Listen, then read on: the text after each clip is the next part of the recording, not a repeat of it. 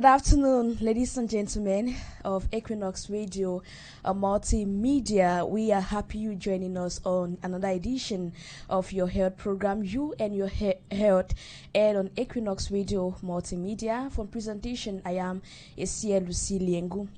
After the Pink Month, which is observed as the Breast Cancer Awareness Month, we are in the month of November, known as the Blue Month, dedicated for the Prostate Cancer Awareness Month. And prostate cancer is a largely silent disease, but it's the leading cancer among men in Cameroon. With diagnosis, the prevalence rate of prostate cancer remains high in Cameroon.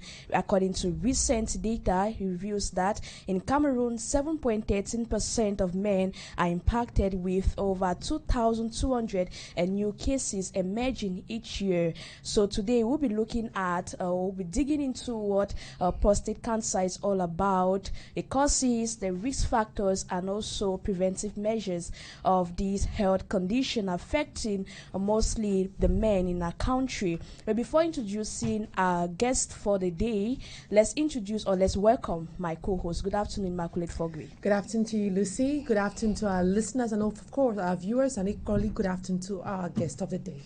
Of course, thank you. It's always a pleasure having you on the program, Immaculate. Same here, Lucy. And our guest for today is no other person than Dr. Ahmed NFOR. He is a public health consultant. Good afternoon, Doctor. It is a pleasure having you on the program. Good afternoon, AC. Good afternoon, Immaculate. It's nice being in the studio today with you people at Equinoxe TV. All right, without any waste of time, we are talking about prostate cancer, and we would like to find out from you, it is your domain, your field. Let us know, what is prostate cancer all about? Okay, prostate cancer is a hair complications which comes, is a cancer that occurs at the level of the prostate. A prostate is a small gland that is directly found below the bladder. When cells in the prostate grow abnormally and then form a bunch called a tumor directly below the bladder. And most of the time, the early stages of this complication is never detected early or is asymptomatic. Then, why is it important? Why is it an important health issue for men especially? Yeah, prostate cancer is a complicated health issue, but easily can be maybe do away with at the early stage of development, because the prostate itself is a dual organ. It has two functions. It helps in the production of semen, which is that fluid that carries nutrients for the sperm cells, and equally the prostate produces a hormone called testosterone, which is the male hormone. So when the prostate is gone, it has complication, is a full, the male reproductive system that is in trouble. Who is at most weeks we are looking at the men, from what age can a man? Prostate cancer is common in the age group of 50 years and above, but medically it's recommended that people from 34 years to 40 years to start screening at least once a year. And if you are more than, let's say, 34 to 50 years, they can screen once a year. From 50 years above, you can do screening, prostate cancer screening maybe twice a year. Then people who are more predominant in this complication that you see many of them there are people from 70 to 74 years. This age is the age where the prostate is too vulnerable for any cancerous cells. For those who would like to participate in today's edition of the program, You're in Your Health, here are the numbers: 670-5470-49. I repeat, 670-5470-49 or 656-622222. 656-622222. Back to you, Doctor. What are some of the early signs and symptoms to watch out for as far as prostate cancer is concerned? So, as I said before, this early stage of prostate cancer are asymptomatic. Signs or symptoms don't show up. But the ones that will come as it's progressing from stage 1 to another stage, you have frequent urination, mostly at night. Then you have painful sensation during urination. You have a weak urine flow. Then you have urinary incontinence. Then you have emergency in urination. Somebody feels to urinate, you have to rush to the toilet. Otherwise, you can pee in your pants. And then we equally have a lower back pain, which is persistent, that does not go. And then we have blood in urine. It's possible to see blood in urine. We have sexual dysfunction. Sexual dysfunction is one of the alarming things one of the symptoms of prostate cancer. And then we have something like bones, pains in the bones, mostly at joints, pains in the bones. You have feel pains maybe in the elbow bones or the limb bones. You feel pains right in their bones. And we want to make our viewers to understand that most of these signs and symptoms enumerated here, they don't surely or 100% are not signs of prostate cancer. There are other health complications that could push up these signs and symptoms, like prostate enlargement or age-related complication. It is possible. So that's why if you see some of these signs, it's good to go to a hospital and go maybe to a cancer screening unit and screen to be sure. Don't conclude that the prostate cancer until you've carried the tests to conclude, because there are many health issues that will come up with these complications. Talking about the screening, and what is the right age for men to start screening for prostate That's cancer? exactly, I was saying that as from 34 years to 40 years, let's say to 40, 50 years, we can do screening once a year. But once you're above 50, it will be advisable for you to do screening at least twice a year. And then those between 70 and 74 years, they are more open again to prostate cancer. They can do screening as much as possible. Now, we all know that early detection is usually very important for all the pathologies that we have in order to maybe reduce the risks or maybe the chronic stage of the disease. So tell us, in this condition, prostate cancer, how effective is early detection? Yeah, early detection, because cancer are a group of cells that start growing abnormally. They are not cells of your body, they are abnormal. When they are detected early, they will find them confined in particular areas. Like in the prostate, it can easily be uprooted and it can easily be neutralized. So when you detect early, when the cancer cells have not started spreading, it is very possible to neutralize the cells using chemotherapy, using another therapies like radiography to clear off. But as time goes on, it becomes more and more complicated when it spreads to other organs. So early detection gives almost 99 to 100% success in treatment. In our country, are we assured that once diagnosed of the condition, we have the recommended test? Yes, there are two main tests which are carried out at the context of Cameroon and worldwide. You have the PSA test, that's prostate-specific antigens. These are a group of proteins that are produced in the prostate as you age up. So they have to look at the concentration of these prostate-specific antigens. And the range is between, when you have it below 4, it may not be a crisis, especially when you are below 50 years. But when it's above 4 net gram per milliliters of blood, it becomes a health issue. It means that it's possible, there are all chances that you can have prostate cancer. So that prostate-specific antigen test is the one that is commonly run in most hospitals. And then you have the rectum examination. A doctor has to put gloves in his hand and insert his finger right in your anus, right to the rectum, which is a large organ at the end of the colon, to feel whether he can feel something like a heart bomb or feel something like a thick flesh, because the rectum is very, very just adjacent to the prostate. So if this is like a physical examination, these two tests are common in Cameroon to do it. They can do the PSA or the digital rectum examination. And now, is prostate cancer contagious? Prostate cancer is not contagious. A cancer in total, not only prostate, they are not contagious. They are rather abnormalities, but they are congenital.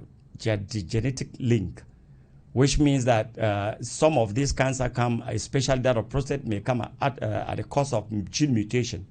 So when a parent has prostate cancer, because of gene mutation, those bad genes can be transmitted to the children, to the offsprings. And so their chances, they now fall within the risk group of having prostate cancer. So, but it's not contagious.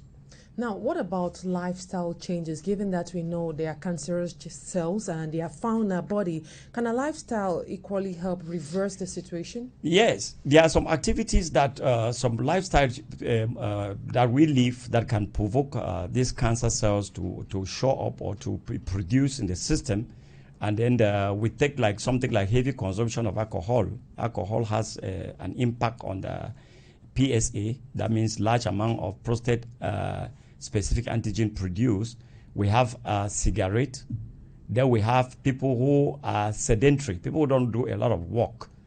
And then there is something which research has also proven that frequent ejaculation, releasing ejaculation may reduce chances of prostate cancer because not only the semen comes out during ejaculation, but other toxins which are also in the scrotum can leave during ejaculation.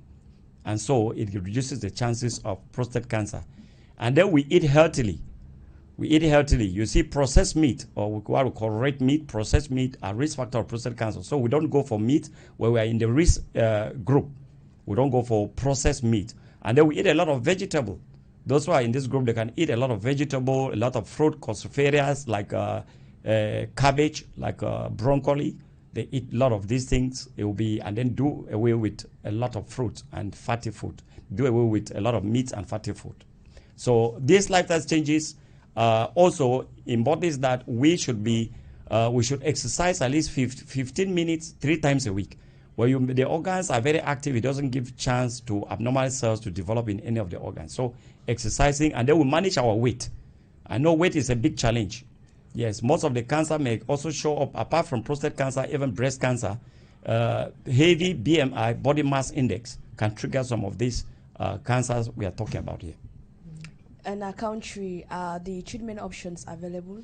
Yeah, the treatment options in Cameroon, you have, it's mostly surgical. You have surgical operation, which is, the surgical operation is to remove, there are 2 things. If the cancer cells have not yet spread, the doctor can scrape out the cells which are gathered in one spot. But if the cells are spread to other organs, this operation would not be done. Rather, they will do radiography. Radiography is like a cure, or chemotherapy that is using drugs.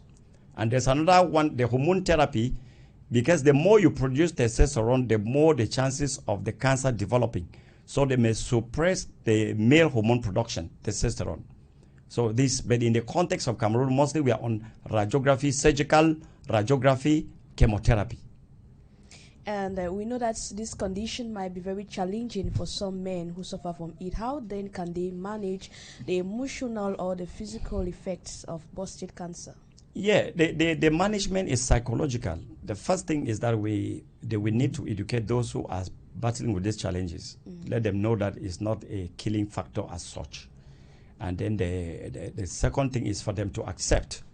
Because even you are worried, you are angry, you are disturbed, it will not still remove the cancer cells. They need to accept. That's why in America, they have their American Cancer Society. So you have a group of people who are suffering from related condition. They group themselves together, and then some of these things we are explaining about lifestyle changes here, they educate themselves. And then they need to talk openly to their healthcare providers and their partners. Maybe talk to your wife that have been diagnosed with prostate cancer, but this is what the doctor. You don't need to be very segregative when you are diagnosed with prostate cancer. Open talking is psychological treatment as well. So you talk to people, and then you seek advice, and you seek counseling. And then you manage your emotion. And then you have to also not to remain in one spot for long. That's sedentary. You have to admire nature. Sometimes you go on trips, on picnics. This makes you forget about the results of your diagnosis. This can manage your emotion, especially when you start admiring the nature. Okay, from the introduction given by Ese Luciliengu, she said November is known as the Blue Month. That means campaigns on prostate cancer have been regular. Exactly. But now, the main issue is, still in her introduction, she talks about the fact that cases of prostate cancer are on the rise. Despite these campaigns, why are these cases on the rise? Isn't that a problem to be worried about? Yeah, the campaigns are there year in, year out, and heavy campaigns are being carried on cancer awareness. The rate of prostate cancer and other cancers still rises because many people in the community are reluctant to go for early screening. People are reluctant. You know, some people will tell you that it's good, they should not know. But who told you first of all you had it? Psychologically, some people are just disturbed because when I mention some of these signs and symptoms, maybe somebody has 3 or 4. The person only concludes that then it means I have the cancer and I don't want to go to any hospital to be diagnosed of it. So people are reluctant to go for screening. And then it moves from stage 1 to stage 2, stage 3, and then start coming up. But if people were massively going for screening, because during campaigns there is also health education, they educate you about food therapy, educate you about lifestyle changes, and educate you about emotional management, managing your emotion, managing stress, managing depression, managing anxiety. But since they don't go, This is why the rate keeps going up. People don't go for screening. And the screening during this period in most hospitals are free. The people are not ready to go. Now, doctor, a lot of men outside are quite shy. Not even just shy, they are scared of what the society will talk about as far as speaking out about their condition. We mostly, especially when it comes to fertility issues, women are always projected at the front line. But when it comes to men, we have a call on the land. Okay, we'll be coming back to that. When it comes to the men, they seem to be go back, keep themselves closed, and they can't speak out. What message do you have for these men who are suffering with this condition but are scared to seek for help? I want to, the information or the advice I will give is that everybody should go for a screening. Prostate cancer is not all that a killer disease when early detected. So they should go for screening. There are many possibilities. There are even some natural supplements that people of aging can keep. If you go for those campaigns and education, there are things you could eat to live with a healthy prostate throughout your life. So we want to encourage men to go. As men, women too are also on the other side. When there's breast cancer screening, most women don't want to go. Because when they have one or two things in their body, they will just conclude maybe it's breast cancer. So we encourage the whole mass that it's good to go for screening. And then, so when you go for campaigns, the ministry have launched campaigns on the cancer prevention and cancer awareness. It's a worldwide day period for cancer awareness. People should go for education. You may adjust your lifestyle, and cancer will not be part of you throughout your lifetime. All right, thank you, doctor. Can we also note that after a surgery, someone can recover, or a man can recover? Yes, there are chances of early detection, early treatment, or surgical operation can lead to survival. All right, thank you so much, Dr. Ahmed NFOR, a public health consultant, for being our guest today. Thank you very much, Immaculate. Thank you, AC. Thank you. It's a pleasure working with you people on a very sensitive topic and a very sensitive period. Thank you so much, Doctor. Thank you, Immaculate Fogwe. It's a pleasure. Ladies and gentlemen, we have come to the end of your health program. You and your health aired on Equinoxe Radio Multimedia. We were technically assisted by Jonathan Babiola and Louis Pego. For presentation, I have been a Lucide Engu. Stay in the company of interesting programs on Equinoxe Radio and television. Bye-bye for now.